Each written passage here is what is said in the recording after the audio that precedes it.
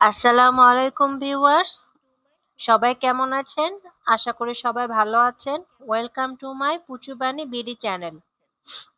ইদানিং আমি খেয়াল করেছি যে আমার চ্যানেল নিয়ে অনেক বেশি ইন্টারেস্ট দেখাচ্ছে কেউ কেউ। এই নিয়ে আমি কিছু গুরুত্বপূর্ণ কথা আপনাদের বলতে চাই। ভিডিওটি শুরু করার আগে এটা সবার জানা জরুরি। কয়দিন ধরে খেয়াল করলাম আমার চ্যানেলের নাম আর প্রোফাইল পিক কপি করে একজন একটি চ্যানেল বানিয়েছে। এতে আপনারা কনফিউজড হয়ে যেতে পারেন।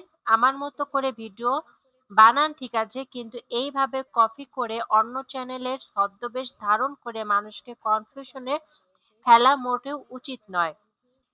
আর তাছাড়া আমার চ্যানেলের সাবস্ক্রাইবার দেখলে বুঝতে পারবেন যে কোনটা আসল পুচুবানি বিডি চ্যানেল। যাই হোক, এখন ভিডিওর টপিকে আসি। আপনারা অনেকেই খাঁচায় খরগোশ রেখে পালন করেন। আমিও পুচুকে আগে খাঁচায় রেখে পালতাম। খাঁচায় যদি সঠিকভাবে খরগোশ পালন না করতে পারেন তাহলে আপনার খরগোশ অসুস্থ হয়ে যেতে পারে।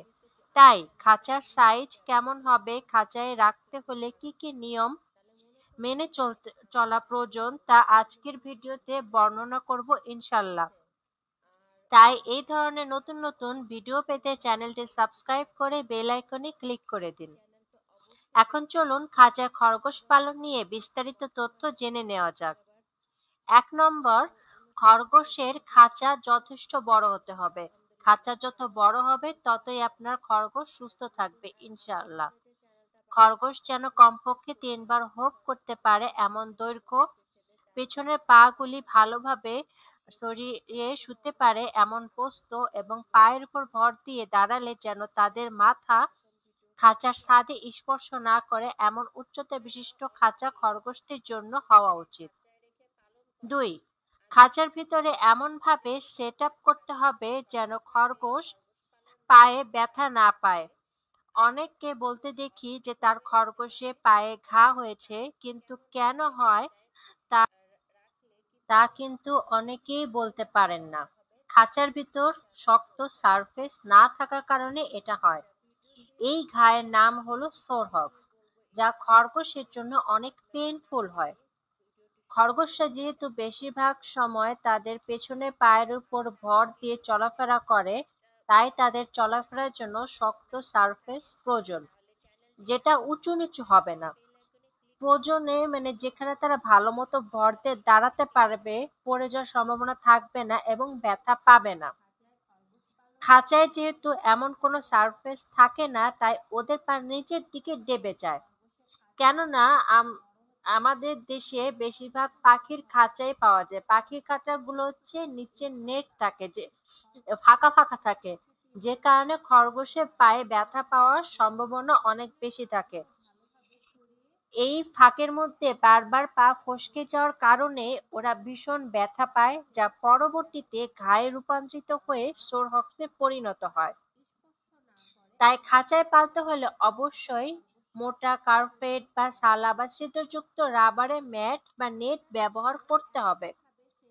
আর যদি শক্ত সারফেসে খাঁচা তৈরি করেন, তাহলেও এক সাইডে একটা ম্যাট রেখে দিতে হবে, যাতে ঠান্ডার সময় বা যে কোনো সময় সেখানে বসতে চাইলে সেখানে কমফোর্টেবল ভাবে সেখানে বসতে পারে।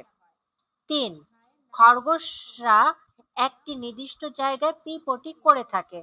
খাঁচায় রাখলেও খেয়াল করবেন ওরা যে কোনো এক কোণায় পটি করছে। পুপ যেখানে সেখানে একটু একটু করতে পারে, কিন্তু তারা নির্দিষ্ট জায়গাতেই করতে পছন্দ করে। যে কোণায় করছে সেই কোণায় কার্পেট বা সালা এগুলো দিবেন না। কার্পেট বা সালার উপরে বেশি করে হে দিয়ে দিবেন বা প্লাস্টিকের নেট দিয়ে দিবেন। তাহলে খরগোশ ম্যাট বা সালার উপর করলেও তা ম্যাট শুষে নেবে এবং ম্যাটের উপরে হে বা প্লাস্টিকের নেট দেওয়াতে খরগোশের পায়ে লাগবে না ইনশাল্লাহ। তবে প্রতিদিন কেজ ক্লিন করতে হবে। তাছাড়া কেজের ভিতরে প্লাস্টিকের নেট ইউজ করতে পারেন। গরমের সময় মোটা কার্পেট বা ম্যাট এগুলো ব্যবহার না করাই ভালো। ওই সময় প্লাস্টিকের নেট ব্যবহার করা ভালো, তাতে ওরা একটু গরমের সময় একটু স্বস্তি পাবে, আরাম করে বসতে পারবে।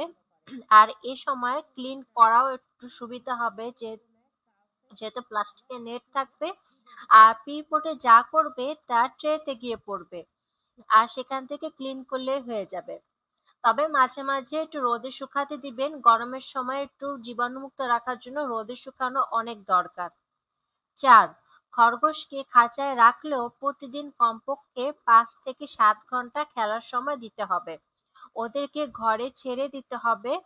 ঘরে ফ্লোর টাইলসের হলে কিছু জায়গায় ম্যাট বা চাদর বা পাটি বিছিয়ে দিতে হবে, না হলে টাইলসের মেঝেতে স্লিপ খেতে পারে এবং দুর্ঘটনা ঘটতে পারে। এই নিয়মগুলো মেনে আপনি খাঁচায় খরগোশ পালন করতে পারবেন ইনশাল্লাহ। তাছাড়া প্লে পেনে বা ফ্রি রোম করে কিভাবে খরগোশ পালন করা যায় তা নিয়ে যদি ভিডিও চান তাহলে অবশ্যই কমেন্ট করে জানাতে ভুলবেন না।